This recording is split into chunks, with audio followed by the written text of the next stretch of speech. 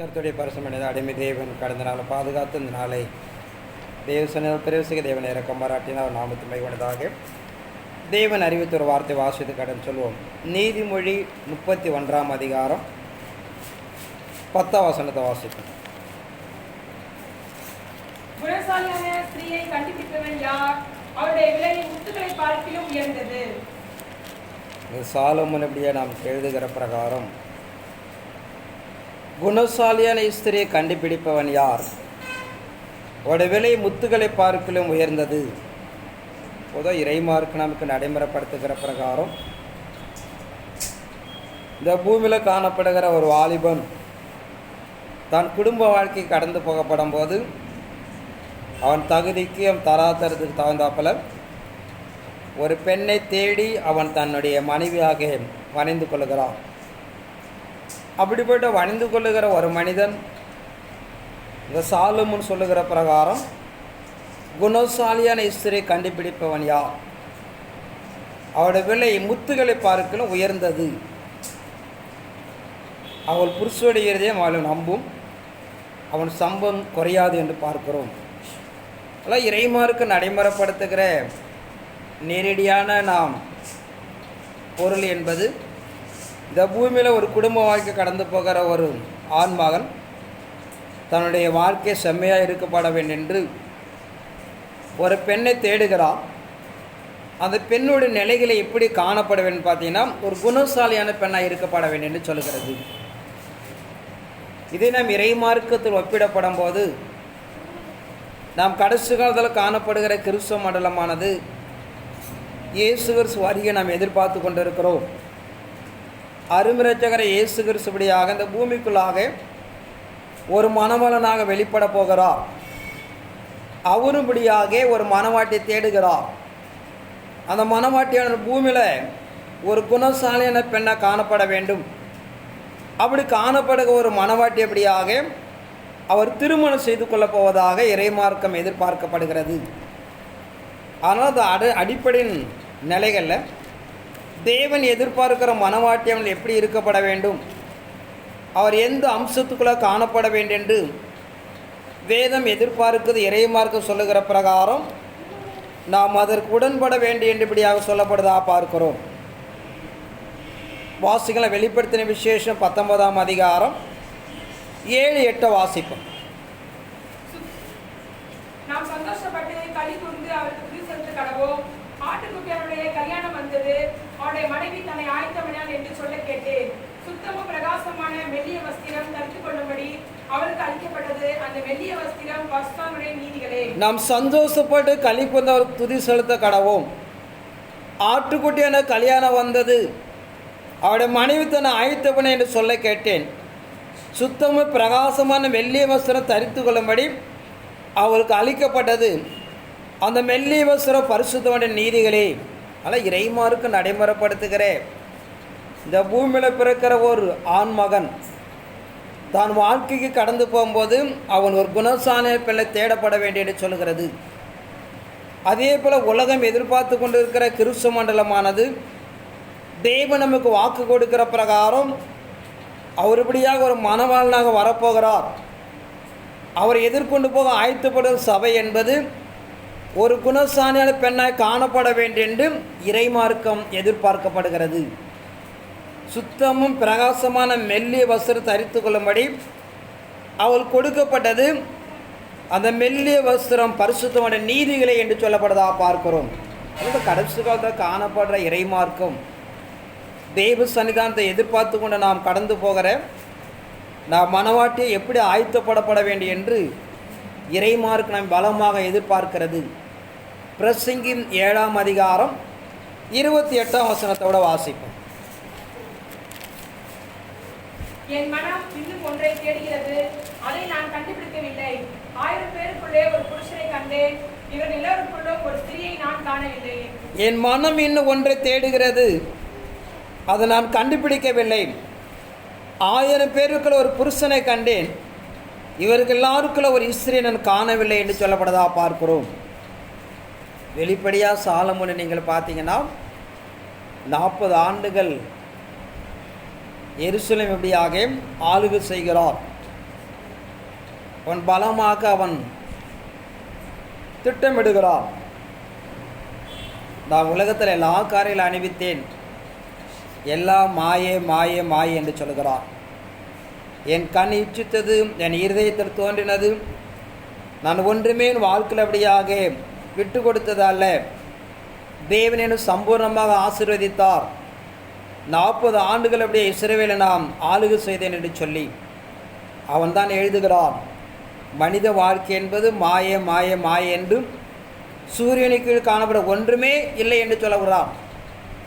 அப்படிப்பட்ட அந்த மனிதன் தான் அங்கே எழுதுகிறான், என் மனம் இன்னும் ஒன்றை தேடுகிறது, அதை நான் இன்னும் கண்டுபிடிக்கவில்லை.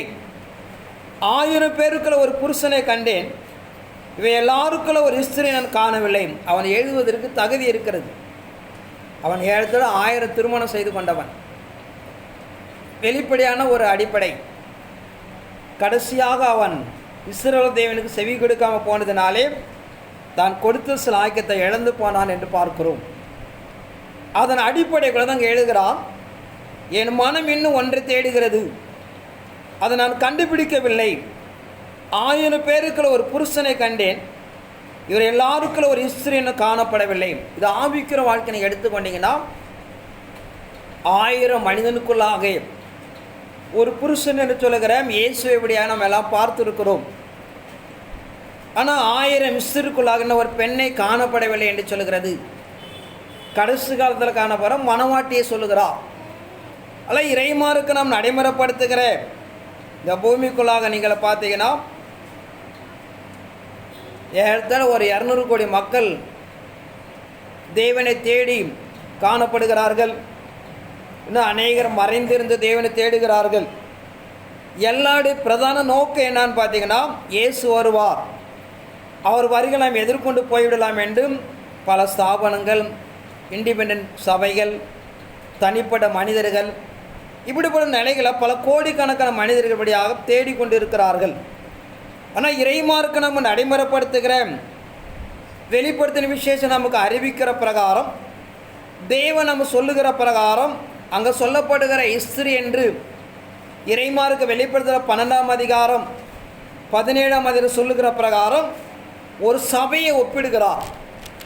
அல்லங்க நாம் நடைமுறைப்படுத்துகிற 1000 பெண்கள் காணப்பட்டாலும், பல கோடிக்கான திருச்சபை இயேசு எதிர்நோக்கி கடந்து போனாலும், தேவனை எதிர்பார்க்கிறபடியாக ஒரு பெண்ணை நான் இன்னும் காணப்படவில்லை என்று சொல்லப்படுதா பார்க்கிறோம். அந்த கடைசி காலத்தை காணப்படுற தேவ சந்ததி இறைமாருக்கு நம்ம நடைமுறைப்படுத்துகிற பிரகாரம், தேவன் நமக்கு வாக்கு கொடுக்கிற பிரகாரம் தேவ சுமபடியாக ஒரு பெண்ணை தேடுகிறது என்று சொல்கிறது. அந்த பெண்ணை எப்படி காணப்படுவேன்னு பார்த்தீங்கன்னா, அவளுபடியாக அவளுடைய மதிப்பு முத்துக்களை பார்க்கணும் விலையுறந்தது என்று சொல்லப்படுதா பார்க்கிறோம். அப்படிப்பட்ட ஒரு வாழ்க்கையை இறைமார்க்கம் எதிர்பார்க்கிற சரீரமாக சபையாக இருக்கலாம், அல்ல தேவனை தேடுகிற ஒரு தனி மனிதனாக இருக்கலாம். அப்படிப்பட்ட ஒரு விலையுறந்த மதிப்புக்குரிய வாழ்க்கை நாம் தெய்வ சமத்துக்களாக நாம் அடைந்து கொள்ளப்பட வேண்டும்.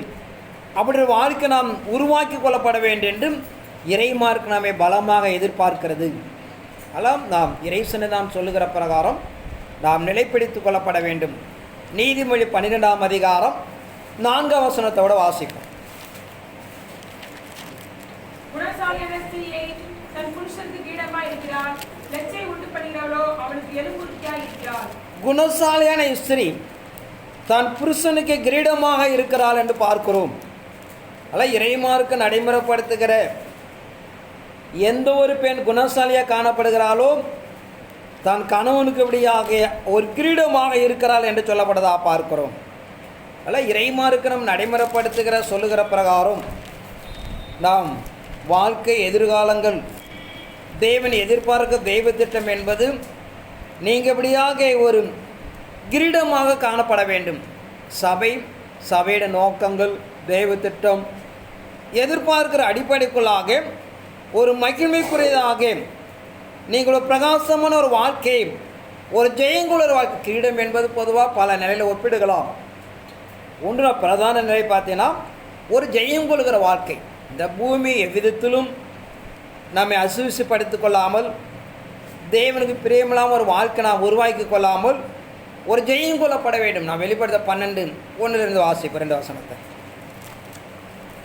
அன்றியும் ஒரு பெரிய அடையாளம் வானத்திலே காணப்பட்டது. ஒரு ஸ்திரீ சூரியனை அணிந்திருந்தாள். அவள் பாதங்களின் கீழே சந்திரனும் அவள் சிரசின் மேல் 12 நட்சத்திரங்கள் உள்ள கிரீடமும் இருந்தன. அவள் கர்ப்பவதியாய் இருந்து பிரசவ வேதனை அடைந்து பிள்ளை பெறும்படி வருத்தப்பட்டு இங்கு இறைமார்க்கு நம்ம நடைமுறைப்படுத்துகிற பிரகாரம் யோவானுக்கு தேவன் திருச்சபையை கொடுத்து கடைசிகால மனவட்டை கொடுத்து காண்பிக்கிறார். அன்று ஒரு பெரிய அடையாள வானத்தில் காணப்பட்டது. ஒரு ஸ்திரீ சூரியனை அணிந்திருந்தாள். அவள் பாதங்களுக்கு சந்திரனும் அவள் சிரசுமே 12 நட்சத்திரமுள்ள கிரீடம் இருந்தன.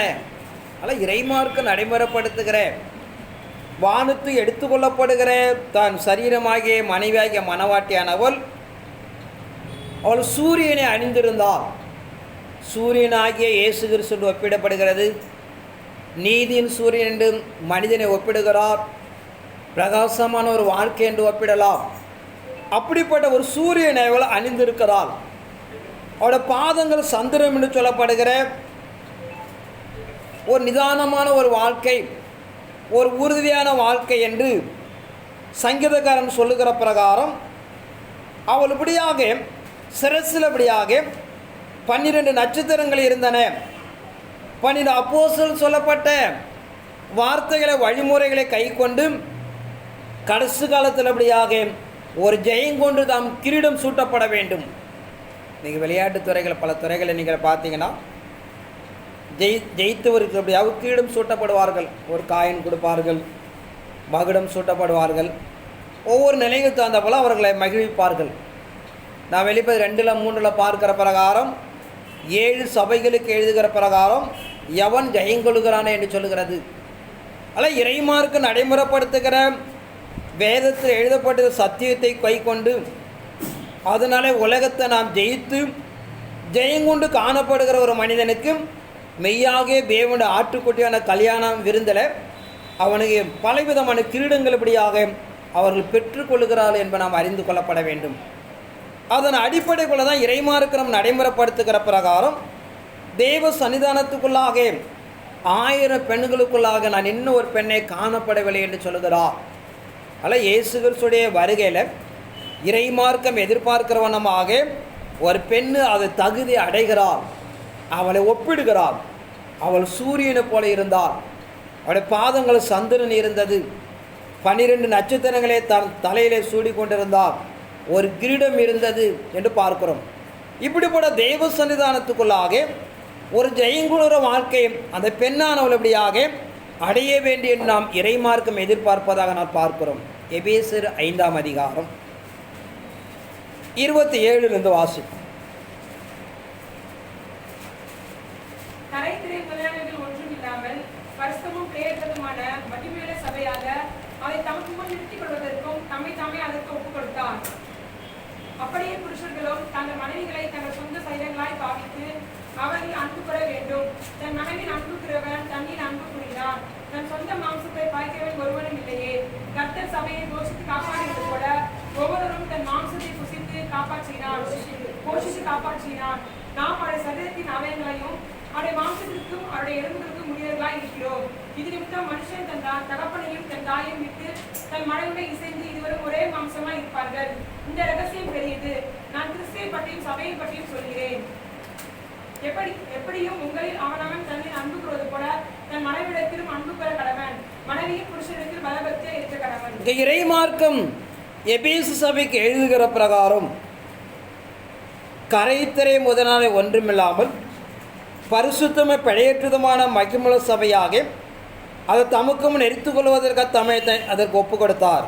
2000 ஆண்டுகளுக்கு முன்பாக அருமரட்சகர் இயேசு கிறிஸ்து இந்த பூமிக்கு வந்த பிரதான நோக்கம் வேதத்தில் சில காரணங்களை காட்டியிருந்தாலும் யூதர்களுக்காக வந்தேன் என்று சொல்லப்பட்டாலும் புறஜாதிகளுக்கு பிரகாசகர் ஒளியாக வெளிப்பட்டார் என்று சொல்கிறது.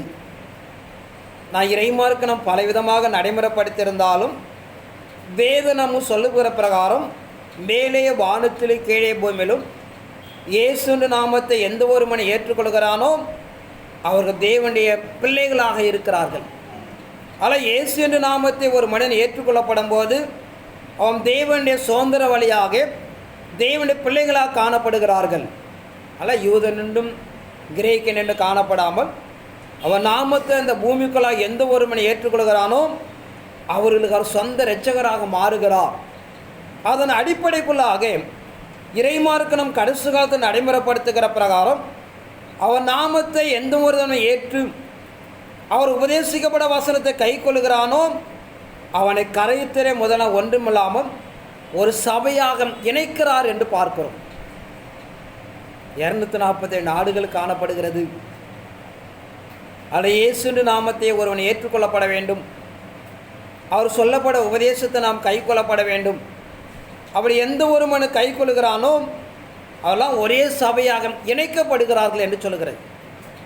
அதன் அடிப்படைக்குள்ள தான் இறைமார்க்கு நாம் சொல்லுகிற பிரகாரம் அவர் சொல்லுகிறார், இந்த ரகசியம் பெரியது, நான் கிறிஸ்துவ பற்றி சபையை பற்றி சொல்லுகிறேன் என்று சொல்லப்படுதா பார்க்கிறோம். ஆனால் இறைசனை தான் நடைமுறைப்படுத்துகிற ஒரு மணவாட்டி என்பது இப்படி ஒரு பெண்ணை வர்ணிக்கிறார். அந்த பெண்ணுடைய நிலை இப்படியாக முத்துக்களை பார்க்கணும் விலையுயர்ந்தது என்று சொல்லப்படுதா பார்க்கிறோம்.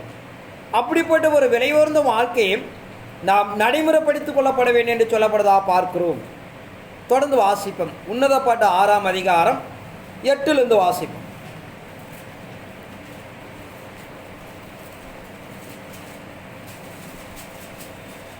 ராஜஸ்திரீகள் 60 பேரும் மறுமனையாட்டிகள் 80 பேரும் உண்டு. கன்னியருக்கு தொகை இல்லை. என் புறாவோ என் உத்தமையோ ஒருத்தியே. அவள் தன் தாய்க்கு ஒரே பிள்ளை. அவள் தன்னை பெற்றவளுக்கு அருமையானவள். குமாரத்திகள் அவளை கண்டு அவளை வாழ்த்தினார்கள். ராஜஸ்திரீகளும் மறுமனையாட்டிகளும் அவளை போற்றினார்கள். சந்திரனை போல் அழகும் சூரியனை போல் பிரகாசிக்கும் கொடிகள் பறக்கும் படையை போல் வெடிமுனைமாய் அருணோதயம் போல உதிக்கிற இவள் யார்?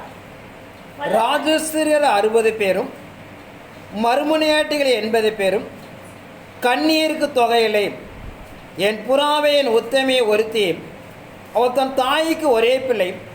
அவளை தன்னை பெற்றவளுக்கு அருமையானவள். குமாரத்திகள் அவளை கண்டு வாழ்த்தினார்கள். ராஜஸ்திரு மறுமனையாட்டி அவளை போற்றினார்கள். சந்திரனை போல அழகும் சூரியனை போல பிரகாசம் கொடிகளை பிறகு படைபல கெடிவுளமாய் அருணோதயம் போல் உதிக்கிறவளை யார் என்று பார்க்கிறோம். ஆனால் இறைமார்க்கு நடைமுறைப்படுத்துகிற பிரகாரம் ராஜஸ்ரீ என்று சொல்லப்படுகிற மனசாட்சி காலத்தில் காணப்பட்ட ஆதாம் சந்ததியும், மறுமணியாட்டி என்று சொல்லப்படுகிற மோசே தேவன் நியாயப்பிரமாணத்தை பெற்ற சந்ததியும், கன்னிகை என்று சொல்லப்படுகிற புதிய ஏற்பாடுகளில் காணப்பட்ட அப்போஸ்தலருடைய வாழ்க்கையில் காணப்பட்ட இவரெல்லாம் யாரை வாழ்த்துக்கிறான்னு பார்த்தீங்கன்னா கடைசி கால மனவாட்டியை வாழ்த்துக்கிறார்கள் என்று சொல்லப்படுதா பார்க்கிறோம். அதனால் நம்மை வாழ்த்துக்கிறார்கள் என்று சொன்னால் நம்முடைய வாழ்க்கை எப்படி இருக்கப்பட வேண்டும்னு அறிந்து கொள்ளப்பட வேண்டும். இன்றைக்கி ஒரு மனிதனை வாழ்த்துக்கிறார்கள். ஒரு ஸ்டேட்டில் ஒரு முதல் மாணவனாக வந்தால் வாழ்த்துவார்கள். இது ஒரு பெரிய மனிதனால் சாதிக்க முடியாததும் ஒரு சாதனை செய்யக்கூடிய விஷயம்தான் ஒரு மனிதனை வாழ்த்தக்கூடிய விஷயங்கள். ஆனால் நீங்கள் மனவாட்டி பிள்ளைகள் என்று சொன்னால் உங்களை வாழ்த்துகிற அளவுக்கு ஒரு சாதனை படைக்கப்பட வேண்டும். இந்த பூமியில் கடமுற அக்கிரம பாவங்களுக்கும் விலக்கி ஒரு வேறு பிரிக்கப்பட்ட ஒரு வாழ்க்கை. உங்களை பார்த்தா கிறிஸ்துவோட சாயலாக காணப்பட வேண்டும். ஒரு சூரியனை தரித்திருக்கிற அளவுக்கு வாழப்படாமதான் இந்த பூமி உங்களை வாழ்த்தும். ஒரு பட்டணங்கள் இருந்தாலும் சரி, ஒரு குடும்பத்தில் காணப்பட்டாலும் சரி, ஒரு தேசத்தில் காணப்பட்டாலும் சரி, உங்களுடைய குணாதிசயங்களை பார்த்து உங்களை வாழ்த்தத்தக்க ஒரு வாழ்க்கையை தேவன் எதிர்பார்க்கிறார். அதன் அடிப்படைகளை சொல்லுகிறான், சூரியனை போல ஒரு பிரகாசமான ஒரு வாழ்க்கை. அப்படிப்பட்ட ஒரு வாழ்க்கை நீங்கள் அமைத்தாதான் இந்த பூமி இப்படியாக ஒரு வாழ்த்துதலை உருவாக்கும் என்று சொல்லப்படுதா பார்க்கிறோம். எரேமியா 6ஆம் அதிகாரம் 16 வசனத்தை வாசிப்போம்.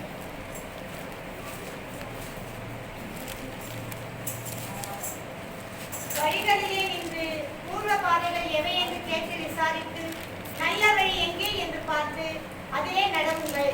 அப்பொழுது உங்கள் ஆத்மாவுக்கு இளைப்பாறுதல் கிடைக்கும் என்று கர்த்தர் சொல்கிறார். வழிகளிலே நின்று பூர்வ பாதைகளை எவை என்று கேட்டு விசாரித்து நல்ல வழி எங்கே என்று பார்த்து அதிலே நடுவுங்கள்.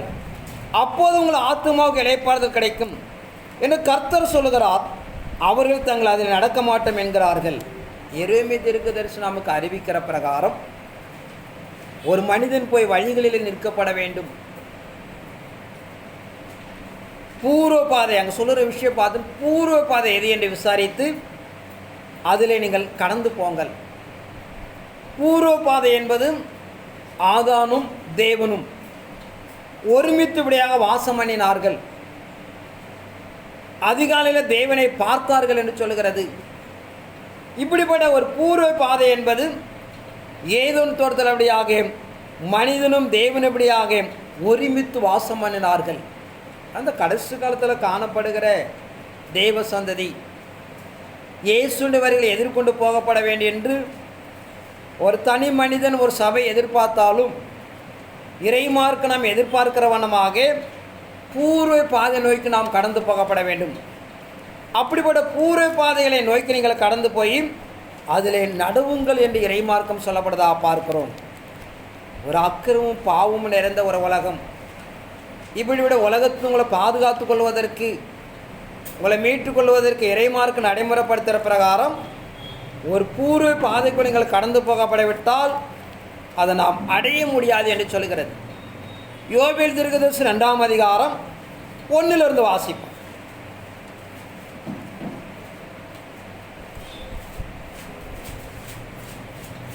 சீயோனிலே எக்காளம் ஊதுங்கள், என் பரிசுத்த பர்வதத்திலே எச்சரிப்பின் சத்தமிடுங்கள். தேசத்தின் குடிகள் எல்லாம் தத்தளிக்க கடவர்கள். ஏனெனில் கர்த்தருடைய நாள் வருகிறது, அது சமீபமாய் இருக்கிறது. அது இருளும் அந்தகாரமான நாள், அது மப்பும் அந்தாரமான நாள். விடியற்கால வெளுப்பு பர்வதங்கள் மேல் பரவுவது போல ஏராளமான ஒரு பலத்த ஜாதி தீவிரமாக வந்து பரவும். அப்படிப்பட்டது முன் ஒரு காலத்தில் உண்டானதுமில்லை, இனி தலைமுறை தலைமையான வருஷங்களிலும் உண்டானதில்லை. அவைகளுக்கு முன்னாக அக்கினி பட்சிக்கும், அவைகளுக்கு பின்னாக ஜுவாலை எரிக்கும். அவைகளுக்கு முன்னாக தேசம் ஏதேன் தோட்டத்தைப் போலவும், அவைகளுக்கு பின்னாக பாழான வனாந்தரத்தைப் போலவும் இருக்கும். சீயோனிலே எக்காளம் ஊதுங்கள், என் பரிசுத்த பர்வத எச்சரிப்பின் சத்தமிடுங்கள். தேசத்தின் கூடலாம் தத்தளிக்க கடவார்கள். ஏழு கர்த்தருடைய நாள் வருகிற சமயமாயிருக்கிறது. அது இருளும் அந்தகாரமான நாள், அது மப்பும் அந்தாரமான நாள். விடியற் கலவேலுக்கு பருவங்கள் பரவுவது போல ஏராளமான பலத்த ஒரு தீவிரமாய் வந்து பரவும். அப்படிப்பட்ட முன் ஒரு காலத்தில் உண்டானதுமில்லை, இனி தலைமுறை தலைமுறை வருவதுமில்லை என்று சொல்கிறார். கடைசி காலத்தில் இறைமார்க்கு நடைமுறைப்படுத்துகிற பிரகாரம் ஒரு காலத்தை திட்டமிடுகிறார். அப்படி விடு காட்ட முன் ஒரு காலத்தில் இருந்ததில்லை, இனி ஒரு காலத்தில் வருவதும் அல்ல. அவைகள் முன்பு அக்கினி பட்சிக்கும், அவைகள் பின்னால் ஜுவாலை எரிக்கும், அவைகள் முன் தேசம் ஏதேன் தோட்டத்தை போல இருக்கும் என்று சொல்கிறார். மீண்டும் கடைசி காலத்தில் ஏதேன் தோட்டத்தில் தேவனும் மனிதனும் ஒருமித்து வாசம் பண்ணது போல இயேசுவை சந்திப்பதற்கு முன்பாக நாம் கடந்து போகப்பட வேண்டிய வேதம் எதிர்பார்க்கிறது. அதனால் தேவனுடைய வசனங்களை அறிந்து ஆராய்ந்து நாம் பூமிகளை எப்படி வாழ வேண்டும், எப்படி பிரவேசிக்கப்படலாம் தெளிவடைந்து கொள்ளப்பட வேண்டும். அவன் நீங்கள் காணப்படவிட்டால் நாம் தெய்வத்திற்கு தான் நிறைவேற்றி கொடுக்க முடியாது. நம்ம இருக்கிற பலவீனங்கள், நமக்கு இருக்கிற இல்லாமை, நமக்கு இருக்கிற சூழ்நிலை வைத்து நீங்கள் தேவனை தொழுது கொண்டால் அதை நான் நிச்சயமாக இழந்து போவோம். சமீபத்தில் பார்த்த நேற்று 2 நாள் முன்னாடி நான் உபவாச ஜாமம் வியாழக்கிழமை எடுப்போம். சரி ஜோசுவ பிறந்த நடத்திட்டோம், நீ ஒரு நாள் ரெஸ்ட் எடுப்போம்னு சொல்லிட்டு முதல் நாள் தீர்மானம் பண்ணான் வேண்டாம் அப்படின்னு சொல்லிட்டு. அன்று ராத்திரி கடவுள் வந்தான். ஒரு மனிதனை பார்த்து அவன் வியாபாரம் பண்ண போயிட்டான். ஒரு மனிதனை பார்த்து அவன் பின்மாற்றம் போயிட்டான். ஒரு மனிதன் செத்து கிடக்கிறான் அப்படின்னு பட்டிகளை போட்டுட்டு நீ என்ன செய்ய போகிற அப்படின்னா, எதற்காக இந்த விஷயம் சொல்கிறான்னு பார்த்தீங்கன்னா, நம்முடைய சூழ்நிலை இறைவன் எதிர்பார்ப்பதே கிடையாது. நம்ம பிரச்சனை எப்பயும் ஓய போகிறதும் கிடையாது. இயேசு வருகிற வரைக்கும் நம்ம வாழ்க்கையில் போராடி தான் தீரணும். ஆனால் இப்படிப்பட்ட நிலைகளை வைத்து நாம் தேவனை தேடுவது, தேவனை பின்பற்றுவதை விட்டுட்டோம்னா நம்ம பிரச்சனை. அப்போ அவருடைய மனைவி என் பக்கத்தில், அவருடைய குழந்தை, அவருடைய பொண்ணு என் பக்கத்தில் நிற்குது. அதே பக்கத்தில் நான் கொஞ்சம் தூரமாக இருந்தால் விலகி வரோம். அந்த பொண்ணை நம்ம கல்யாணம் பண்ணி வச்சுருவார் அப்படின்னு சொல்லிட்டு. அந்த பொண்ணு ஒரு அருமையான ஒரு ஆடை அணிஞ்சிருக்கு, அருமையான ஒரு வெள்ளை ஆடை. அதில் சின்ன சின்ன சோப்பு இருக்குது. இறைமார்க்கு நடைமுறைப்படுத்துகிற பிரகாரம் வெண்மை சிவப்புமானவர் என்கிற ஒரு உதாரணத்தை நடைமுறைப்படுத்தினார். அதில் தெய்வ சன்னிதானத்தில் இறைமார்க்கு நாம் நடைமுறைப்படுத்துகிற பிரகாரம் ஒரு சின்ன ஒரு இடைநிலை ஆராதனை தான். ஆனால் இறைமார்க்கு என்பது நம்ம சூழ்நிலை பார்ப்பது அல்ல,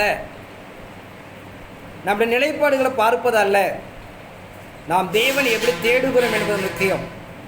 நம்மளுடைய வாழ்க்கையில் எல்லாம் முடிஞ்சு போய் நம்ம செய்ய நினைச்சாலும் அப்படி ஒரு வாய்ப்பே கிடையாது. வாழ்க்கையில் போராட்டத்தின் மத்தியில் தான் ஒரு ஜெயம். அது நாம் எதிர்கொண்டு போய் தான் நாம் சாத்தானை தோற்கடிக்கப்பட வேண்டும். அதில் இறைமார்க்கு நடைமுறைப்படுத்துகிற பிரகாரம் தெய்வ சன்னிதானத்தில் நம்ம வாழ்க்கையே ஒரு போராட்டம் தான். ஆனால் இந்த கொஞ்சம் தான், ஒரு நீண்ட நாட்கள் அல்ல, சீக்கிரம் கடவுள் மகிமை வெளிப்பட போகிறது. நாம் தேடுகிற பின்பற்றுகிற காணுவோமே என்று எதிர்பார்த்த தேவன் அவர் நம்மோடு வாசம் பண்ணுவார் என்று சொல்லுகிறது.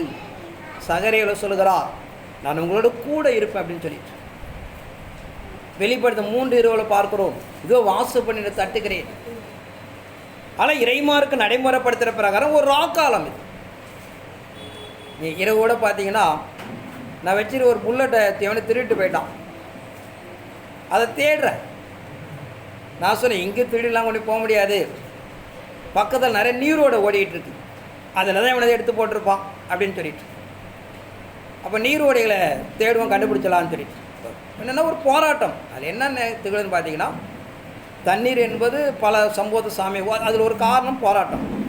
இப்படிப்பட்ட இறைமார்க்கு நடைமுறைப்படுத்துகிற பிரகாரம் நாம் சீக்கிரமாக கடவுளை மகிமை வெளிப்படுத்துகிற வரைக்கும், தேவனை நாம் கிட்டு சேர்கிற வரைக்கும் ஒரு குறைந்த நாட்கள் இப்படியாக அது ஒரு ஆக்காலமாக தான் தெரிகிறது. சாத்தான் போராடி தான் தீருவான். நம்ம நினைக்கிறப்ப நம்ம எப்போ நேரம் கிடைக்கும் கடவுளை ஜெபம் பண்ணலாம், நம்ம நேரம் கிடைக்கும் கடவுளை அப்படிலாம் ஒரு வாழ்க்கையே அமையாது. இறை சன்னிதானம் என்பது போராட்டத்தின் மத்தியில் தான் ஒரு ஜெயம் அடைகிறது. போராட்டத்தை தான் ஜெயத்தை நம்ம அடைய முடியும். நமக்கு போராட்டம் இல்லைன்னா நம்ம யாரும் கடவுளை தேட மாட்டோம், அது ஒரு விஷயம். அடுத்தது இறைமார்க்கும் ஒரு பக்கம் கடவுள் நம்ம வாழ்க்கையில் அனுமதிக்க, நாம் தேவனை அதிகமாக தேடி நாம் அவர் சமூகத்தை பற்றிக்கொள்வதற்கு ஒரு வாசலாக இருக்கும். ஒரு பக்கம் அந்த போராட்டம் இருந்தாலும் தேவனை கிட்டு சேருவதற்கு ஒரு பெரிய சமயம் அது. ஒரு பொண்ணை அக்னியில் புடமிடப்படவிட்டால் அது சுத்த பொண்ணாக விளங்காது. ஒரு வஸ்திரத்தை தண்ணினால் துவைத்து நைய படைத்தாதான் ஒரு சுத்த வஸ்திரம் மாறும் என்று சொல்கிறது. ஆனால் இறையின் நடைமுறைப்படுத்துகிற பிரகாரம் வேதம் நம்ம சொல்லுகிறப்ப இப்படிப்பட்ட நிலைகள் மத்தியில் கடந்து போய்தான் நாம் தெய்வ திட்டத்தை நாம் நிறைவேற்றி கொடுக்கப்பட என்பது இறைமார்க்கம். தொடர்ந்து வாசிப்போம். மல்கியா தீர்க்கதரிசி 4ஆம் அதிகாரம் கடைசி 2 வசனத்தை வாசிப்போம். 5-6. இதோ கர்த்தரின் பயங்கரமான நாள் வருகிறதற்கு முன்னே நான் உங்களிடத்திற்கு எலியா தீர்க்கதரிசியை அனுப்புகிறேன். நான் வந்து பூமியை சங்காரத்தால் அழிக்காதபடிக்கு அவன் பிதாக்களுடைய இதயத்தை பிள்ளைகளிடத்திற்கும் பிள்ளைகளுடைய இதயத்தை அவன் பிதாவிடத்திற்கும் திருப்புவான். இதோ கர்த்தருடைய பெரிதும் பயங்கரமான நாள் வருவதற்கு முன்னே நான் உங்களுக்கு எலியா தீர்க்கதரிசி அனுப்புகிறேன். நான் வந்து பூமியை சங்காரத்தால் அடிக்காதபடிக்கு அவன் பிதாவுடைய இடத்தை பிள்ளைகளிடத்திற்கும் பிள்ளைகளுடைய இதயத்தை பிதாவிடத்தை திருப்புவான் என்று பார்க்கிறோம். ஆனால் இறைமார்க்கு நடைமுறைப்படுத்துகிற கடைசி காலத்தில் தேவ சன்னிதானக்கு நடைமுறைப்படுத்துகிற பிரகாரம் தேவன் கடந்து வந்து இந்த பூமியை அழிக்காதபடிக்கு தேவனும் மனிதன் ஒருவன் கடந்து வந்து அவன் பிதாக்களுடைய இடத்தை பிள்ளைகளிடத்திற்கும் பிள்ளைகளுடைய இடத்தை பிதாக்களிடத்தை திருப்புவான் என்று பார்க்கிறோம். இயேசு கிறிஸ்து பின்பற்றி கடந்து போகிற கடைசி கால சந்ததியாக நம்மை ஏதோ தோட்டத்துக்கு சாயலாக நாம் எல்லாம் திருப்புவான் என்று சொல்கிறது. இப்படிப்பட்ட நிலைப்பாடுகளை நடைமுறைப்படுத்திதான் தெய்வத்திட்ட நமக்கு அங்கீகரிக்கப்பட்டிருக்கிறது. ஆனால் நாம் எப்போ சமாதான காலம் வரும்னா அப்படிலாம் தேடலாம் முடியாது. நம்ம இருக்கிற பாடுகளும் நிந்தைகளும் இல்லாமல் வறுமையில் தான் நாம் தேவனை தேடிபடியாக ஒரு மகத்துவத்தை நம்ம அடைந்து கொள்ள முடியும் என்று சொல்லப்படுதா பார்க்கிறோம். ஆனால் நாங்கள் இறைமார்க்கும் இறைமை சொல்லுகிற பிரகாரம் வழிகளில் போய் நில்லுங்க, பூர்வ பாதை எது என்று கேட்டு விசாரித்தும் அதில் நீங்கள் கடந்து போங்கள் என்று சொல்லப்படுதா பார்க்கிறோம். ஆனால் நாட்களை காணப்படுகிற தேவன் யார் என்று மனவாட்டி என்று சொல்லியிருக்கிறார். அந்த மனவாட்டிக்குள்ள கடவுள் தேவன் வாசம் பண்ணுகிறாரா? அப்படின்னு அறிந்து நீங்கள் கடந்து போய் உங்களை காத்து கொள்ளுங்கள் என்று சொல்லுகிறார். இல்லைன்னா நாம் தேவ சமூகத்துக்குள்ளாக அதை அடைய முடியாது என்று சொல்லப்படுவதாக பார்க்கிறோம். வெளிப்படுத்தின விசேஷம் 21 அதிகாரம் 9-10 வாசிப்பு. பின்பு கடைசியான 7 வாதைகளால் நிறைந்த 7 கலசங்களுடைய அந்த 7 தூதரில் ஒருவன் என்னிடத்தில் வந்து, நீ இங்கே வா, ஆட்டுக்குட்டியானவருடைய மனைவியாகிய மணவாட்டியை உனக்கு காண்பிக்கிறேன் என்று சொல்லி பெரிதும் உயரமான ஒரு பர்வதத்தின் மேல் என்னை ஆவியில் கொண்டு போய் தேவனுடைய மகிமை அடைந்த எருசலேம் ஆகிய பரிசுத்த நகரம் பரலோகத்தை விட்டு தேவனிடத்திலிருந்து இறங்கி வருகிறதை எனக்கு காண்பித்தான். பின்பு கடைசியான 7 வாதைகளை நிறைந்த 7 கலசங்களுடைய அந்த 7 தூதர் என்னிடத்தில் வந்து, நீ இங்கே வா, ஆட்டுக்குடன மனைவி உனக்கு காண்பிக்கிறேன். பெரிது உயரமான ஒரு பருவத்துமே என்னை ஆவியில் கொண்டு போய் தேவனுடைய மகிமையடைந்த எருசலேமே பரிசுத்த நகரம் பரலோகத்தோடு தேவனுக்கு இறங்கி வர காண்பித்தார். அதான் இறைமார்க்கு நாம் சொல்லப்படுகிற கடைசிகால மணவாட்டி என்பவை யோவானு காண்பிக்கிறார். அவர் வானத்திலிருந்து இறங்கி வருகிறார்.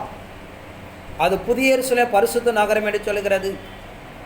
தான் 21 வசனத்தோட வாசிப்போம். நகரத்தின் வீதிகள் மத்தியிலும் 2 வசனம். நகரத்தின் வீதியின் மத்தியிலும் ஆகிய நான் புதிய எருசலேமாகிய பரிசுத்த நகரத்தை தேவனிடத்திலிருந்து பரலோகத்தை விட்டு இறங்கி வர கண்டேன்.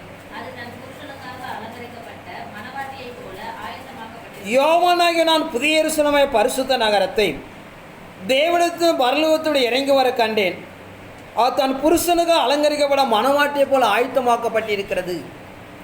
ஆனால் வேதம் நமக்கு திருவலம் பட்டுகிற பிரகாரம் ஒவ்வொரு மனிதனும் வழிகளில் நின்று பூர்வ பாதை எங்கே இருக்கென்று தேவன் எங்கே எழுதி வைத்திருக்கின்ற தேட வேண்டும். கண்ட இடமெல்லாம் எனக்கு பலி செலுத்தக்கூடாது என்று சொல்லுகிறார். தேவன் வாசம் பண்ணக்கூடிய, தேவன் அங்கீகரிக்கப்பட்ட, தேவன் உடன்படிக்கை செய்து கொள்ளப்பட்ட, தேவன் தன் வார்த்தை எழுதி வைத்திருக்கிற தான் மனவாட்டியை பார்த்து நாம் தேடிக்கொள்ளப்பட வேண்டும். அதனால் இறைமார்க்க யோவானுக்கு அறிவிக்கிற பிரகாரம் அது பரலோகத்தில் இறங்கி வர காண்பித்தால் அது முன்பு பூலோகத்தில் கட்டப்பட வேண்டும். அப்படி கட்டப்பட்டதான் பரலோகத்தில் எடுத்துக்கொள்ளப்பட்டு மீண்டும் அது இறங்கி வருவதை அவன் பார்க்க முடியும் என்று சொல்லப்படுவதாக பார்க்கிறோம். அதனால் தன்னுடைய மனைவியை பேர் சொல்லுகிறான், புதிய எருசலேமாகிய பரிசுத்த நகரம் என்று சொல்லி. அது தேவனுடைய ஜப வீடு என்று சொல்லப்படுவதாக பார்க்கிறோம். அதாவது வேதத்தில் எழுதப்பட்டிருக்கிறதை அறிந்து அதன்படி நாம் கடந்து போகப்பட வேண்டும்.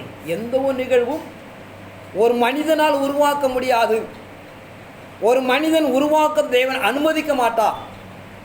தேவன் தான் எழுதி வைத்தபடியாக ஒவ்வொரு காலத்துக்குள்ளாக நடைமுறைப்படுத்தி அதை செய்து கொடுக்கிறார் என்று நாம் அறிந்து கொள்ளப்பட வேண்டும். ஏசாயா தீர்க்கதரிசி 46 அதிகாரம் 9 வாசிப்போம்.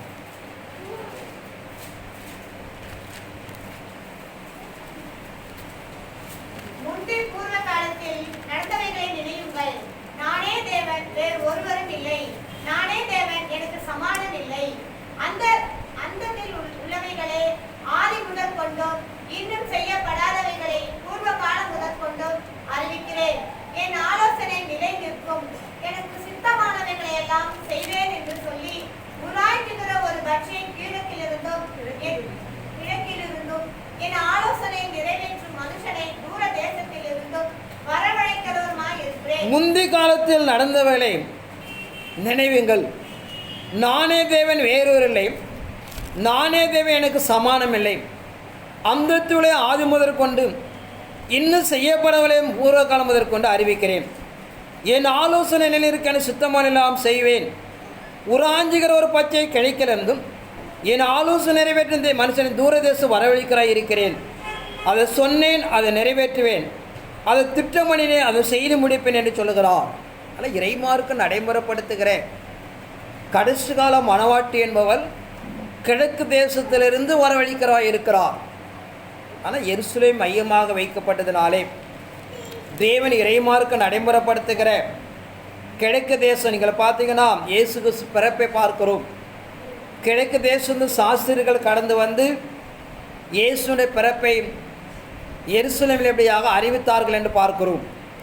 அதே போல் மீண்டும் கடைசி காலத்தில் இயேசு கிறிஸ்து வருகைப்படியாக கிழக்கு தேசத்திலிருந்து கடந்து போய் அந்த நாட்களை ஆயுத்தப்படுத்துவார்கள் என்று சொல்லப்படுதா பார்க்கிறோம். அதனால் நாம் தெளிவடைந்து கொள்ளப்பட வேண்டும். 1000 ஆண்டுகளுக்கு முன்பாக தேவன் தான் பரிசுத்த வேதாந்தம் எழுதப்பட்டதெல்லாம் நாம் தெளிவடைந்து கொள்ளப்பட வேண்டும். ஏசாயா தீர்க்கதரிசி 41 அதிகாரம் 1-2 வாசிப்போம். தீவுகளே எனக்கு முன்பாக மௌனமாய் இருங்கள். ஜனங்கள் தங்கள் பலனை புதிதாக்கிக் கொண்டு சமீபத்து வந்து பின்பு பேச கடவர்கள்.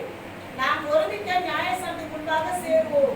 கிழக்கிலிருந்து நீதிமானை எழுப்பி தமது பாதபடியிலே வரவழைத்தவன் யார்? ஜாதிகளை அவனுக்கு ஒப்புக்கொடுத்து அவனை ராஜாக்களுக்கு ஆண்டவனாக்கி அவர்களை அவன் பட்டயத்திற்கு தூசியும் அவன் வில்லுக்கு சிதறிக்கப்பட்ட தாளடியுமாக்கி அவன் அவர்களை துரத்தவும் தன் கால்கள் நடவாதிருந்த பாதையிலே சமாதானங்களை நடக்கவும் பண்ணினவன் யார்? தீவுகள் எனக்கு முன்பாக மௌனமாயிருங்கள். ஜனங்கள் தங்கள் பலனை புதிதாக்கி கொண்டு சமீபத்தில் பின்பு பேச கடவார்கள். நான் ஒருமிக்க நியாயசபைக்கு முன்பாக சேருவோம். கிழக்கிழந்த நீதிமானை எழுப்பி தமது பாதப்படியில் வரவழைத்தவர் யார்? ஜாதிகள் அவனுக்கு ஒப்பு கொடுத்து அவனை ராஜாக்களுக்கு ஆண்டவனாக்கி அவன் பட்டயத்தை தூசி அவன் வில்லுக்கும் சிறடிக்கப்பட்ட தாளடியுமாக்கி அவளை துரத்தவும் தான் கால் நடுவாத இருந்த பாதையிலே சமாதானம் நடக்கும் பண்ணினவன் யார் என்று பார்க்கிறோம். ஆனால் இறைமார்க்கு நடைமுறைப்படுத்துகிற புதிய எருசலேம் பரிசுத்த நகரம் என்று சொல்லப்படுகிற தான் மனவாட்டி ஆயத்தப்படுத்துகிறார். கிழக்கு தேசத்திலிருந்த ஒரு மனிதனை அவர் உடன்படிக்கை செய்து கொண்டு ஜாதிகளும் ராஜாக்களும் அவனுக்கு ஆண்டவனாக்குகிறார் என்று பார்க்கிறோம். அல்ல இறைமாருக்கு நாம் நடைமுறைப்படுத்துகிற மனவாட்டியானவள் வேதவசனம் ஒன்று கையளிக்கப்படுகிற பிரகாரம் அவர் கிழக்கு தேசத்திலிருந்தபடியாக ஒரு மனிதனை நடைமுறைப்படுத்துகிறார் என்று சொல்லப்படுதா பார்க்கிறோம். எல்லாம் வேதத்தில் எழுதப்பட்டவைகள், ஒன்றும் மறைவானவைகள் என்று நாம் அறிந்து கொள்ளப்பட வேண்டும். மீகா தீர்க்கதரிசி 4 அதிகாரம் 1 வாசிக்கும்.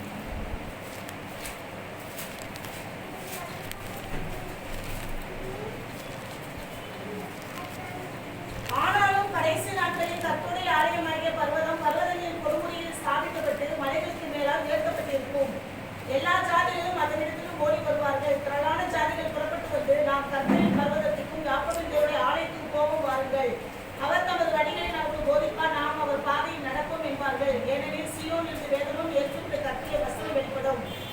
அவர் திரளான ஜனங்களுக்கு நியாயம் தீர்ப்பு. ஆனாலும் கடைசி நாட்களே கர்த்தருடைய ஆலயமாகிய பர்வதங்களுக்கு ஸ்தாபிக்கப்பட்டு மலைகளுக்கு மேலே உயர்த்தப்படி எல்லா ஜாதிகளும் ஓடி வருவார்கள். திரளான ஜாதிகளை புறப்பட்டு வந்து நாம் கர்த்தரின் பர்வதத்தை யாக்கோபு தேவனுடைய ஆலயத்துக்கு போவாருங்கள். அவர் தம்மை நம்ம வழிகளை போதிப்பார், அவர் பாதைகள் நடப்போம் என்பார்கள். ஏனெனும் சீயோனிலிருந்து வேதமும் எருசலேமிலிருந்து கர்த்தரின் வசனம் வெளிப்படும் என்று சொல்லப்படுதா பார்க்கிறோம். இல்லை இறைமாருக்கு நடைமுறைப்படுத்துகிற கடைசி காலத்தில் காணப்படுகிற மனவாட்டியானவள் உலகத்தில் இருக்கிற எல்லா சபைகளை மேலாக உயர்த்தப்படுவாள். எல்லா ஜாதிகளும் கடந்து வருவார்கள் என்று சொல்லப்படுதா பார்க்கிறோம். பொதுவாக இறைமாருக்கு நடைமுறைப்படுத்துகிற மத்தேயு 20 அதிகாரம் சொல்லுகிற பிரகாரம் ஒரு மணி நேர வேலை என்று ஒப்புவிக்கப்படுகிறது. அந்த 1 மணி நேர வேலை என்பதும் காலங்கள் அரைக்காலம் என்று சொல்லுகிற ஒரு 3 ஆண்டு காலங்கள் எப்படியாக வேதம் நமக்கு மையப்படுத்துகிறது. அதாவது தேவ சன்னிதானத்தை நடைமுறைப்படுத்துகிற தேவனுடைய ஊழியம் என்பது அருமரட்சகர இயேசு கிறிஸ்து எப்படி ஒரு 3 ஆண்டு காலங்கள் ஊழியம் செய்தாரோ அதே போல் கடைசி கால காணப்படுகிற மனவாட்டியானவள் ஒரு 3 ஆண்டு காலங்கள் எப்படியாக பூமிக்குள்ள கட்டப்படுகிறார். பல தேசங்களாக சபைகளை பிரிந்து கிடக்கிற கிறிஸ்துவ மண்டலமானது இறைமார்க்கு நடைமுறைப்படுத்துகிற வெளிப்படுத்தின 11:2 வாசிப்போம். ஆலயத்துக்கு புறமே இருக்கிற பிரகாரம் பிரஜாதிகளுக்கு கொடுக்கப்பட்டபடியால் அதை அளவாமல் புறம்பாக்கி போடு. பரிசுத்த நகரத்தை அவர்கள் 42 மாதம் அளவு மிதிப்பார்கள். என்னுடைய 2 சாட்சிகளும் 8 வருஷம் முற்றிக் கொண்டிருக்கிறவர்களாய் 1660 நாளளவும் தீர்க்கதரிசனம் சொல்லும்படி அவர்களுக்கு அதிகாரம் கொடுப்பேன். பூலோகத்தின் ஆண்டவருக்கு முன்பாக இருக்கிற 2 ஒலிவ மரங்களும் 2 விளக்கு கன்றுகளும் இவர்களே. ஒருவன் அவர்களை சேதப்படுத்த மனதாய் இருந்தால் அவருடைய வாயிலிருந்து அக்கினி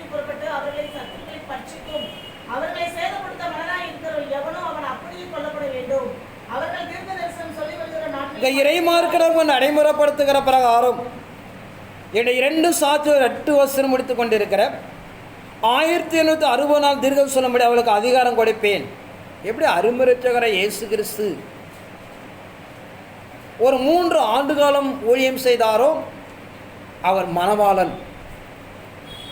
மணவாட்டி என்பது சரீரத்துடைய பாதி என்று சொல்லுகிறது. அவர் செய்தது போல தானும்படியாக கடைசிகள் தன் மணவாட்டியை கொண்டபடியாக 3 ஆண்டுகள் ஊழியம் செய்கிறார். அவர் 3 ஆண்டுகள் ஊழியம் செய்து தானியேல் தீர்க்கதரிசி 12ஆம் அதிகாரம் 7 வாசிப்போம்.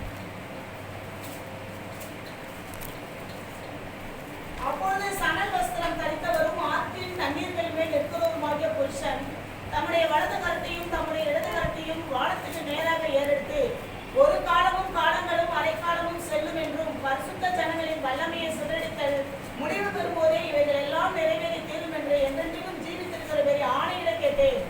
நான் அதை கேட்டும் அதன் பொருளை அறியவில்லை. ஆகையால் என் ஆண்டவனே, இவைகளின் முடிவு என்னவா இருக்கும் என்று கேட்டேன். அதற்கு அவன், தானியேலே, போகலாம். இந்த வார்த்தைகள் முடிவு காலம் மட்டும். அப்போது சணல் வஸ்திரம் தரித்தவரும் ஆற்றின் தண்ணீர் மேல் நிற்கிறவருமாகிய புருஷன் தம்முடைய வலது கரத்தை தம்முடைய இடது கரத்தை வானத்து நேராக ஏறெடுத்து, ஒரு காலமும் காலங்கள் அரை காலமும் சொல்லும் என்றும் பரிசுத்த ஜனனுடைய வல்லமை சிதறடித்தால் முடிவு பெறுவதை எல்லாம் நிறைவேறுத்தீரும் என்று சொல்கிறார். காலம் என்கிற ஒரு ஆண்டு, காலங்கள் என்ற 2 ஆண்டு, 3 ஆண்டுகள் மொத்தமாக பரிசுத்தனுடைய வல்லமை சிதறடிக்கப்பட வேண்டும். 1264 அளவும் 2 தீர்க்கதரிசிகளை எழும்பி தீர்க்க தரிசனம் உரைத்து ஜனங்களை பரிசுத்தமாக நடத்தி தான் ஊழியங்களை ஆயத்தப்படுத்துகிறார்கள். அப்படிப்பட்ட காலங்கள் ஒரு கடினமான காலம் என்று சொல்லி இறைமார்க்க நாம் நடைமுறைப்படுத்துவதாக நான் பார்க்கிறோம். அல்ல, மணவாட்டியானவள் ஒரு குணஜாசாலியான ஈஸ்வரை தேடப்பட வேண்டும் என்று சொல்லுகிறது. நாம் இறைமார்க்கு நடைமுறைப்படுத்துகிற பிரகாரம், தெய்வ சன்னிதானம் சொல்லுகிற பிரகாரம் நாம் அப்படிப்பட்ட ஒரு வாழ்க்கை நாம் அணிந்து கொள்ளப்பட வேண்டும். நம்ம மனசு, மாம்சம், உலகம் இப்படிப்பட்ட கிரியைகளை ஒருபோது நாம் உடன்படாமல் தேவன் நமக்கு என்ன எதிர்பார்க்கிறார், என்ன நடைமுறைப்படுத்துகிறாரோ அப்படிப்பட்ட நிலைகளை தன்னை வணிந்து கொள்ளப்பட வேண்டும் இறைமார்க்கம் சொல்லப்படுதா பார்க்கிறோம். ஆனால் காலத்தின் கடைசி நிலையில் காணப்படுவதாலே இறைமார்க்க நம்ம நடைமுறைப்படுத்துகிற பிரகாரம் ஒரு ஆவிக்கிற வாழ்க்கை தெய்வ சமூகத்துக்குள்ளாக நாம் எதிர்பார்க்கிறவனமாக தன்னை வணிந்து கொள்ளப்பட வேண்டும் என்று நாம் உறுதிப்படுத்திக் கொள்ளப்பட வேண்டும். என்னோட விலை சொல்லுகிறார், முத்துக்களை பார்க்க விலை உயர்ந்தது என்று சொல்லப்படுதா பார்க்கிறோம். அந்த கடைசி காலத்தில் காணப்படுற தெய்வ சந்ததி இறைமார்க்க நாம் எதிர்பார்க்கிறவனமாக ஒரு நல்ல அலங்கரிக்கப்பட்ட ஒரு நிலை. சகரியா 8ஆம் அதிகாரம் 23 வாசிப்போம்.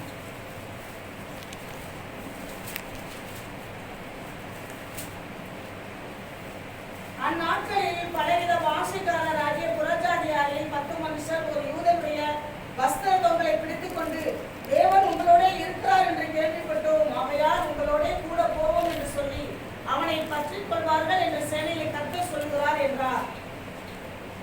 இங்கே இறைமார்க்கு நாம் நடைமுறைப்படுத்துகிற பிரகாரம் அந்நாட்கள் அப்படியாக ஒரு யூதனை பிடித்து கொண்டு அவனை பின்பற்றி கடந்து வரும் என்று சொல்கிற பிரகாரம் சபை என்பது ஒரு சாட்சியாக காணப்பட வேண்டும். வாழுகிற வாழ்க்கை, நான் ஓடுகிற நிலைகளை அறிந்து நாம் இயேசு பின்பற்றிப்பட வேண்டும். ஒரு பக்கம் நாம் சத்தியத்தை சொல்லுகிறோம், ஒரு பக்கம் அவருடைய பலவீனத்துக்காக ஜெபித்து விடுதலையாக்கி கொடுக்கிறோம். இறைமார்க்கு நாம் எதிர்பார்க்கிறவனமாக நம்முடைய நடக்கைகளை பார்த்து தேவன் நம்மோடு கூட இருக்கிறான்னு சொல்லத்தக்க ஒரு வாழ்க்கை நாம் சுதந்திரித்து கொள்ளப்பட வேண்டும். அல்ல, இறைமார்க்கு நடைமுறைப்படுத்துகிற தேவ சன்னிதானத்துக்குள்ளாக இப்படிப்பட்ட நிலைகளுக்குள்ளாக இறைமார்க்கம் எதிர்பார்க்கிற நிலை நாம் காணப்படப்பட வேண்டும் என்று சொல்லப்படுவதாக பார்க்கிறோம். தீத்து 2ஆம் அதிகாரம் 1 வாசிப்போம்.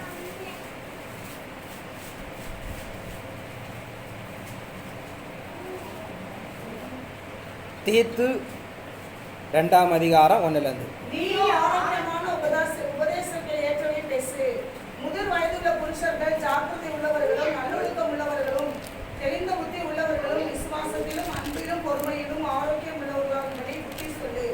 முதிர் வயதுள்ள ஸ்திரீகளும் அப்படியே பரிசுத்தத்திற்கு ஏற்ற விதமாய் நடக்கிறவர்களும் அவதூறு பண்ணாதவர்களும் மதுபானத்திற்கு அடிமையாகாதவருமாய் இருக்கவும் தேவ வசனம் தூசிக்கப்படாதபடிக்கு பாலிய ஸ்திரீகள் தங்கள் புருஷனிடத்தில் தங்கள் பிள்ளைகளிடத்திலும் அன்புள்ளவர்களும் தெளிந்த புத்தி உள்ளவர்களும் கற்புள்ளவர்களும் வீட்டில் தரித்திருக்கிறவர்களும் நல்லவர்களும் தங்கள் புருஷனுக்கு கீழ்ப்படிந்திருக்கிறவர்களுமாய் இருக்கும்படி அவர்களுக்கு படிப்பிக்கத்தக்க நற்காரியங்களை போதிக்கிறவர்களுமாய் இருக்கவும் முதிர் வயதுள்ள ஸ்திரீகளுக்கு புத்தி சொல்லு.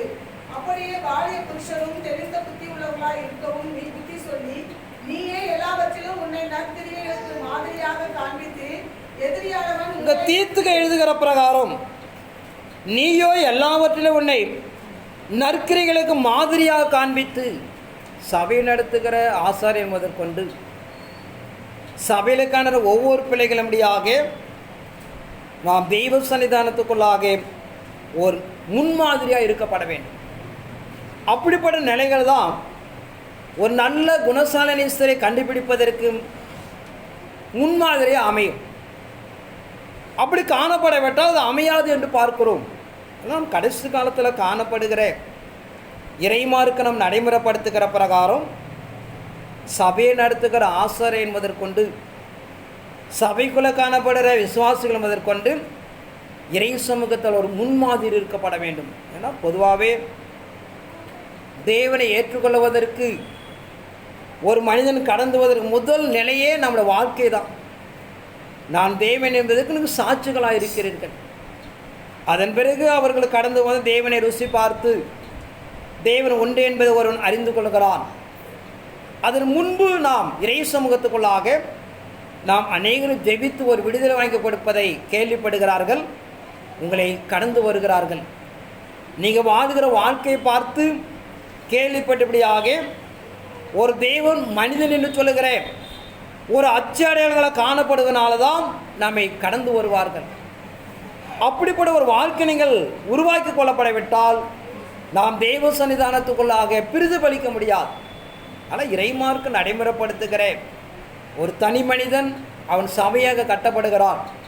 10 பேர் சேர்ந்தால் ஒரு சபை. அந்த சபை இப்படி முன்மாதிரியாக காணப்பட்டாதான் தெய்வ சன்னிதானத்துக்குள்ளாக ஒரு நல்ல பெண்மணியாக ஒரு நல்ல சபையை நாம் கண்டடைவதற்கும் சமம் என்று சொல்லப்படுவதாக பார்க்கிறோம். எரேமியா தீர்க்கதரிசி 31ஆம் அதிகாரம் 22ஆம் வசனத்தை வாசிப்போம்.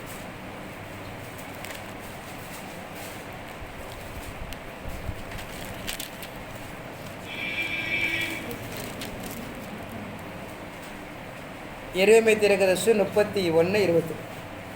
சீர்கெட்டு போன குமாரத்திலே எந்த மட்டும் விலகி திரிவாய்? கர்த்தர் பூமியில் ஒரு புதுமையை சிருஷ்டிப்பார்.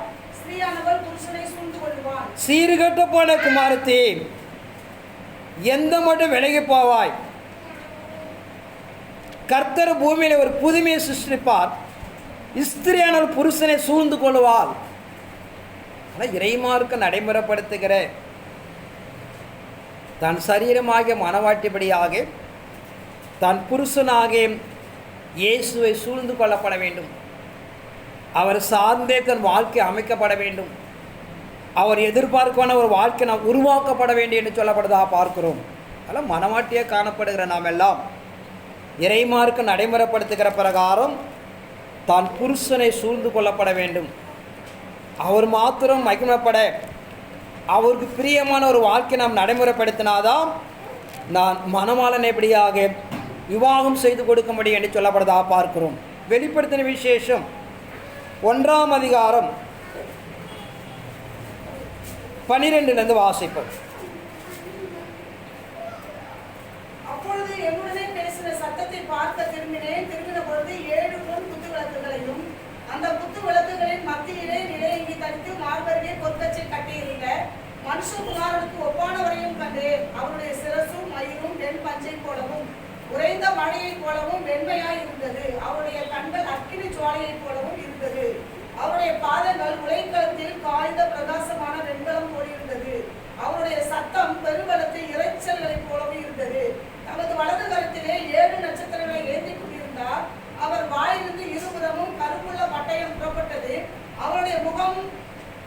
முகம் வல்லமையாய் பிரகாசிக்கிற சூரியனை போல் இருந்தது. நான் அவரை கண்டபொழுது செத்தவனை போல அவருடைய பாதத்தில் விழுந்தேன். அப்பொழுது அவர் தம்முடைய வலது கரத்தை என் மேல் வைத்து என்னை நோக்கி, பயப்படாதே, நான் முந்தினவரும் பிந்தினவரும் உயிருள்ளவரும். அப்போது என்னுடன் பேசுகிற சத்தத்தை பார்க்க திரும்பினேன்.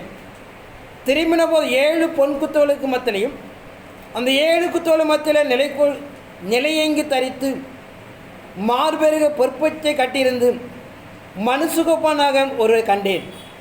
அவருடைய சிரசுமாயிரும் வெண்பஞ்சை போலவும் உறைந்த மழையைப் போல் வெண்மையாக இருந்தது. அவருடைய கண்கள் அக்னி ஜுவாலை போல் இருந்தது. அவருடைய பாதங்கள் உலை கலந்த காய்ந்த பிரகாசமான வெண்கலம் போல் இருந்தது. அவருடைய சத்தம் பெருவெள்ளத்தை இறைச்சலை போல் இருந்தது. தமது வலது கரத்தில் 7 நட்சத்திரங்களை ஏந்து கொண்டிருந்தார். அவர் வாயிலிருந்து இருப்புற கருப்புல பட்டயம் புறப்பட்டது. அவருடைய முகம் வல்லமையப்புற சூரியனை போல் இருந்தது என்று ஒரு 10 சம்பவத்தை நடைபெறப்படுத்துகிறார். அரும்பரிச்சகர இயேசு கிறிஸ்து 10 அம்சங்களை உடையவராக காணப்பட்டார். ஆனால் கடைசி காலத்தில் காணப்படுற மனவாட்டியானவள் மனவாட்டியுடைய பிள்ளைகளாக காணப்படுகிற ஒரு குணசாலியான பெண் என்று சொன்னால் இந்த 10 வகையான தன்மைகளை நாம் நிலைப்படுத்திக் கொள்ளப்பட வேண்டும். அவளுக்கு ஆணப்பட்டு நாம் கிறிஸ்துக்குபடியாக ஒரு முன்மாதிரியாக இருக்கப்பட வேண்டும் என்று சொல்லப்படுவதாக பார்க்கிறோம். ஆனால் இறைமார்க்கு நமக்கு நடைமுறைப்படுத்துகிற தெய்வ சன்னிதானத்தில் சொல்லுகிற பிரகாரம் ஒரு குணசாலியான பெண் என்று சொல்லுகிற இயேசுக்குபடியாக ஒரு சமனாக ஒரு தகுதியாக நாம் காணப்பட்டாதான் அதை நாம் அடைய முடியும் என்று பார்க்கிறோம். இந்த 10 விஷயம்லாம் நாம் நிறைய உபதேசித்திருக்கிறோம். பழைய ரக்கால் எடுத்து பார்த்தீங்கன்னா தெரியாது 10 அம்சங்கள்லாம் என்ன. அப்படிப்பட்ட நிலைகளை நாம் நிலைப்படுத்தி கொண்டாதான் இறைமார்க்கபடியாக நாம் தகுதிப்படுத்தும் என்று சொல்லப்படுறதாக பார்க்கிறோம். இதோ பேருக்காக நாம் தேவனை தேடுவது சபைகளை வருவது எந்த ஒரு பயனும் கிடையாது. நாளுக்கு நாள் நம்ம புதிதாக்கப்பட வேண்டும். தெய்வ சாயலாக தன்னை மறைத்து கொள்ளப்பட வேண்டும். தேவன் நம்மோடு இப்படியாக பிரதிபலிக்கப்பட வேண்டும். அப்படிப்பட்ட ஒரு வாழ்க்கை நாம் அமைத்துக் கொள்வதால் இறைமார்க்கு நடைமுறைப்படுத்துகிற ஒரு நல்ல ஒரு ஆவிக்கிற வாழ்க்கை என்ன இறைமார்க்கு நம்மை நடைமுறைப்படுத்துகிறது. வெளிப்படுத்தும் விஷயம் 4ஆம் அதிகாரம் 1 வாசிப்போம். இவைகளுக்கு பின்பு இதோ பரலோகத்தில் திறக்கப்பட்டிருந்த ஒரு வாசலை கண்டேன். முன்னே எக்கால சத்தம் போல என்னுடனே பேச நான் கேட்டிருந்த சத்தமானது, இங்கே ஏறி வா, இவைகளுக்கு பின்பு சம்பவிக்கப்படுவதை உனக்கு காண்பிப்பேன் என்று விளம்பினது. உடனே ஆவிக்குள்ளானேன். அப்பொழுது இதோ வானத்தில் ஒரு சிங்காசனம் வைக்கப்பட்டிருந்தது. அந்த சிங்காசனத்தின் மேல் ஒருவர் வீற்றிருந்தார். வீற்றிருந்தவர் பார்வைக்கு வச்சிரக்கல்லுக்கும் பதுமராகத்துக்கும் ஒப்பாய் இருந்தார். அந்த சிங்காசனத்தை சுற்றி ஒரு வானவில் இருந்தது. அது பார்வைக்கு மரகதம் போல் தோன்றிற்று. அந்த சிங்காசனத்தை சூழ 24 சிங்காசனம். இவைகள் பின் மீது பரலோகம் திறக்கப்பட்டிருந்த ஒரு வாசலை கண்டேன். முன்னே எக்கால சத்தமுள்ள என்னோட பேச நான் கேட்டிருந்த சத்தமானது, இங்கே ஏறிவான், இவைகள் பின்பு சம்பவிக்க வேண்டிய காண்பிப்பேன் என்று விளம்பினது. உடனே ஆவிக்குள்ளானேன். அப்போ இதோ வானத்தில் ஒரு சிங்காசனம் வைக்கப்பட்டிருந்தது. அந்த சிங்காசனம் ஒரு வீற்றிருந்தார். வீற்றிருந்த பார்வைக்கு வச்சரைகளும் 11வது ஒப்பாயிருந்தார் என்று பார்க்கிறோம். ஆனால் இறைமார்க்கு நடைமுறைப்படுத்துகிறேன். அந்த பெண்ணை ஒப்பிடுகிறார் ஒரு முத்துகளை போல காணப்பட வேண்டும் என்று சொல்லி. அல்ல தெய்வ சன்னிதானத்தில் பிரவேசிக்க தெய்வ சன்னிதானம் நமக்கு அர்ப்பணிக்கிற பிரகாரம் அவர் 2 கற்களை அணிந்திருந்தார் என்று பார்க்கிறோம். அல்ல தேவன் நமக்கு நடைமுறைப்படுத்துகிற இறை சன்னிதானம் சொல்லுகிற பிரகாரம் அவருடைய விலை இப்படியாக முத்துக்களை போல இருக்கப்பட வேண்டும். ஒரு பிரகாசமான வாழ்க்கை இருக்கப்பட வேண்டும். 2 கற்களை எப்படியாக அவர் அணிந்திருந்தால் என்று பார்க்கிறோம். அல்ல வேதம் நமக்கு நடைமுறைப்படுத்துகிற தெய்வ சன்னிதானத்துக்குள்ளாக இறைமார்க்க சொல்லுகிற பிரகாரம் அவர் வெண்மை சிவப்புமானவர் என்று சொல்லப்படுகிறது. அப்படிப்பட்ட முத்துகளைப் போல நம் வாழ்க்கை எப்படியாக நாம் அலங்கரித்து கொள்ளப்பட வேண்டும் என்று சொல்லப்படுவதாக பார்க்கிறோம். அந்த கடைசி காலத்தில் காணப்படுற இறைமார்க்கம் இறை சன்னிதானம் சொல்லுகிற பிரகாரம் நம் வாழ்க்கை எப்படியாக ஒரு உயர்த்தப்பட வேண்டும். நாம் மீகால பார்க்கிற பிரகாரம் எல்லா மலைகளுக்கு மேலால் உயர்த்தப்பட்டிருந்தால் எல்லா ஜாதிகளும் எப்படியாக ஓடி வருவார்கள் என்று சொல்கிறது. அப்படிப்பட்ட ஒரு வாழ்க்கை நாம் நடைமுறைப்படுத்த தெய்வ சன்னிதானத்துக்குள்ள தன்னை உருவாக்கப்பட வேண்டும். அல்ல நாம் இறைமார்க்கு நடைமுறைப்படுத்துகிற கலாத்தியர் 4ஆம் அதிகாரம் 22 வாசிப்போம்.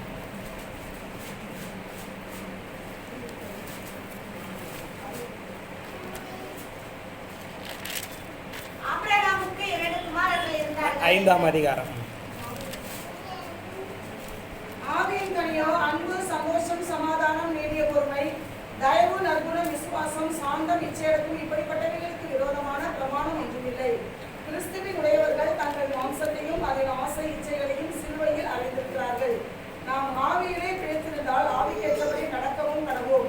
வீண் புகழ்ச்சியை விரும்பாமலும் ஒருவரை ஒருவர் கோபமூட்டாமலும் ஒருவர் மேல் ஒருவர் பொறாமை கொள்ளாமலும் இருக்க கடவோம்.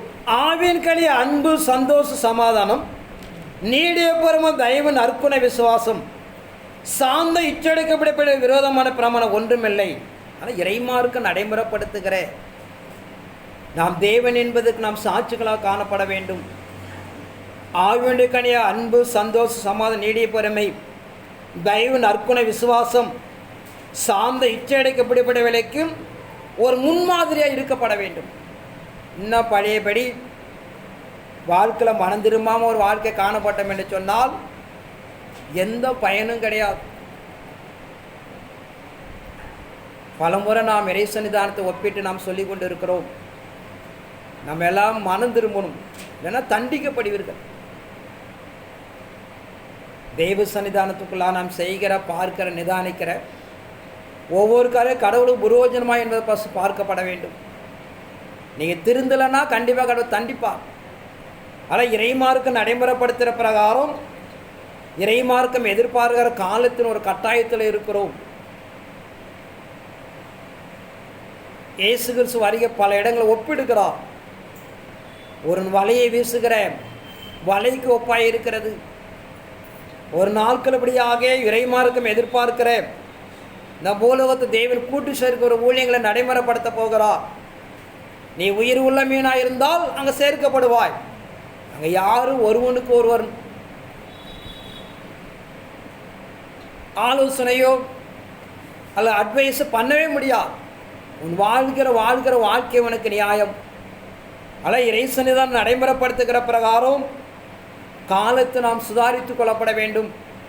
காலத்தின் கடினமான பாதைகள் என்று கொண்டிருக்கிறோம். நம்ம ஆவிக்கிற வாழ்க்கை நாம் சரி செய்து கொள்ளப்படவிட்டால் அந்த காலத்தை நாம் இழந்து போவோம். இன்றைக்கி நாம் சொல்லுகிற பிரகாரம் மணிக்கணக்கெல்லாம் பிரசங்கிக்கிறது வாய்ப்பே கிடையாது. ஆலோசனை கிடைக்காது. வழிகாட்டுதல் இருக்க மாட்டாங்க. மெய்ப்பினை வெட்டுவேன், மந்தைகள் சிதறி போகும். நேரடி பார்வையில் தேவனே உங்களுக்கு துணையாக இருப்பார். எந்த ஒரு மனிதனும் எந்த ஒரு சூழ்நிலை உதவி செய்வதற்கு வாய்ப்பு கிடையாது. அல்ல உங்கள் நீதி நியாயமே உங்களை பாதுகாத்து கொள்ளும். ஆனால் இறைமார்க்கம் நடைமுறைப்படுத்துகிற பிரகாரம் நாம் தெய்வ சத்தத்தை நாம் அறிந்து கொள்ளப்பட வேண்டும். காலத்தின் இறுதியில் நாம் ஓடிக்கொண்டு இருக்கிறோம். இறைமார்க்கம் நடைமுறைப்படுத்துகிற பிரகாரம் ஏற்ற நாட்கள் அப்படியாக தேவனபடியாக அவர் உயர்த்துவார் என்று சொல்லப்படுவதாக பார்க்கிறோம். இன்னும் கடைசி காலத்தில் காணப்படுவதனாலே இறைமார்க்க நாம் எதிர்பார்க்கிற வண்ணமாக சாலமோன் சொல்லுகிற பிரகாரம் குணசாலியான இஸ்ரேலை கண்டுபிடிப்பவன் யார்? அவள் விலை ஒப்பிடுகிறார். முத்துக்களை பார்க்கலும் அது உயர்ந்தது என்று சொல்லி. ஆனால் இறைமார்க்க நடைமுறைப்படுத்துகிற கடைசி காலத்தில் காணப்படுவதனாலே தேவசனதை நமக்கு ஒப்புவிக்கிற பிரகாரம் கடைசி காலை மனவாட்டி யார் என்பதை நாம் அறிந்து கொள்ளப்பட வேண்டும். வேதத்தில் எல்லாத்தையும் எழுதி கொடுத்துட்டான். நாம தான் அறிந்து ஆராய்ந்து ஓடி தன்னை அர்ப்பணித்து கொள்ளப்பட வேண்டும். அப்படி அர்ப்பணித்து கொள்ளப்படவிட்டால் அந்த இழந்து போய்விடுவோம். அதில் நாம் பல நூற்றுக்கணக்கான வசனங்கள் இருக்கிறது. கடைசி கால மனவாட்டி எப்படி இருப்பாள், இங்கேருந்து எழும்புவாள், இங்கேருந்து நடைமுறை எப்படி கிரியை செய்வார், அதில் ஒரு பலமுள்ள கிரியை தேவன் நடைமுறை திட்டம் வைப்பதனாலே அதை அறிந்து நாம் கடந்த ஒரே ஒரு வசனத்தை வாசித்து நாம் மீகா தீர்க்கதரிசி 7ஆம் அதிகாரம் 11 வாசிப்போம்.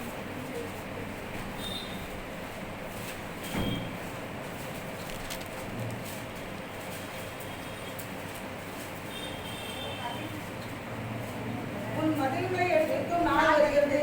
அந்நாளில் பிரமாண வெகு தூரம் பரவிப்போம். அந்நாளிலே அசிரியா முதல் எகிப்தின் பட்டணங்கள் வரைக்கும், எகிப்து முதல் நதி வரைக்கும், ஒரு சமுத்திரம் முதல் மறு சமுத்திரம் வரைக்கும், ஒரு பர்வதம் முதல் மறு பர்வதம் வரைக்கும் உள்ள ஜனங்கள் உன்னிடத்திற்கு வருவார்கள். ஆனாலும் தன் குடிகளை நிமித்தமும் அவர்கள் கிரியையுடைய பலன்கள் நிமித்தமும் தேசம் பாழாயிருக்கும். கர்மேலின் நடுவிலே தனித்து வனவாசமாய் இருக்கிற உமது சுதந்திரமான மந்தையாகிய உம்முடைய ஜனத்தை உமது கோலினால் மேய்த்தவிடும். பூர்வ நாட்களில் மேய்ந்தது போலவே அவர்கள் பாசானிலும் கீழையாத்திலும் மேய்வார்களாக. நீ எகிப்து தேசத்திலிருந்து புறப்பட்ட நாளில் நடந்தது போலவே உன்னை அதிசயங்களை காண பண்ணுவேன். இங்க இறைமார்க்கு நடைமுறைப்படுத்துகிற பிரகாரம் உன் மதில் எடுப்புக்கு நாட்கள் வருகிறது. அந்நாள பிரமாணம் வெகு தூரம் பரவி போகும். அந்நாள அஸ்ரிய முதல் எய்த்து பட்டண வரைக்கும், எய்த்து முதல் நதி வரைக்கும், ஒரு சமுத்திரம் முதல் மறு சமுத்திரம் ஒரு பருவதம் மறுபருவனை தேடி வருவார்கள். ஆனால் கடைசி கால மணவாட்டி என்பவள் 3 ஆண்டுக்குள்ளாக கட்டப்படுகிறது. 2 தீர்க்கதரிசிகளை எழும்பி தான் சரீரமாக சபையை கட்டுகிறார். ஒரு பலத்த கிரிகள் உண்டாகிறது. எய்த்து தேசத்தில் உண்டானது போல உன்னை அதிசயங்களை காண பண்ணுவேன். கிழக்கு தேசத்திலிருந்து எழும்பி வரும் புதிய எருசலேம் பரிசுத்த நகர மணவாட்டி சபையுடைய நாமத்திலே பெயர் சூட்டப்பட வேண்டும். 2 பரிசுத்தமான எழும்பி ஒரு பலமுள்ள கிரியைகளை நடைமுறைப்படுத்தி 3 ஆண்டுகள் அப்படியாக சபையை கட்டுவார்கள். அவளே மணவாட்டி என்று இறைமார்க்கம் சொல்கிறது. அங்கே தேவன் வாசம் பண்ணுவார். தேவன் சத்தத்தை கேட்பீர் என்று சொல்லப்படுதா பார்க்கிறோம். சத்தத்தை கேட்டுக்கொண்டு இருக்கிற கிறிஸ்து மண்டலமே, இந்நாட்களை இறைமார்க்க நாம் திருவலம் பெற்றுகிற பிரகாரம் சாலமோன் சொல்லுகிறார், 1000 புருஷர்கள் ஒரு பிரச்சனை பார்த்தேன், 1000 ஸ்திரீக்குள்ளாக ஒரு பெண்ணை நான் பார்க்கவில்லை என்று சொல்லி. ஆனால் கடைசி காலத்தில் காணப்படுகிற மணவாட்டியானவள் பூமியில் இருக்கிற எல்லா சபைகளுக்கு மேலாக அவள் உயர்த்தப்பட வேண்டும். 3 ஆண்டு காலங்கள் ஊழியம் செய்யப்பட வேண்டும். தெய்வ திட்டத்தை அற்புதங்களை அதிசயங்களை நடைமுறைப்படுத்தி கடைசியாக இறைமார்க்கு நடைமுறைப்படுத்துகிற பிரகாரம் அந்த 2 தீர்க்கதரிசி சபைக்குள்ளாக இருப்பார்கள். அவர் எருசலேமிலே கொலை செய்யப்பட வேண்டும். அவர் கொலை செய்யப்பட்ட 3 நாள் பிறகு அவர் இங்கே ஏரிவா சத்தத்தில் அவர் கடந்து போகிறார்கள். அதிலிருந்து 1 நாட்கள் பிறகு சபை என்பது மறுரூபமடை என்று இறைமார்க்கம் சொல்லப்படுகிறது. இதுவே கடைசி கால மணவாட்டி என்பதனாலே நான் மணவாட்டியில் வாடுகிற ஒவ்வொரு தேவனுடைய பிள்ளைகளும் விலையுயர்ந்த முத்துக்களை நாம் பிரகாசித்து தேவன் எதிர்பார்த்த திட்டங்களை நாம் கையாண்டு எதிர்கொண்டு போக தேவன் திருச்சபைகளை அழைக்கிறார். கர்த்தர் இந்த வார்த்தை ஆசீர்வதிப்பாராக. ஆமென்.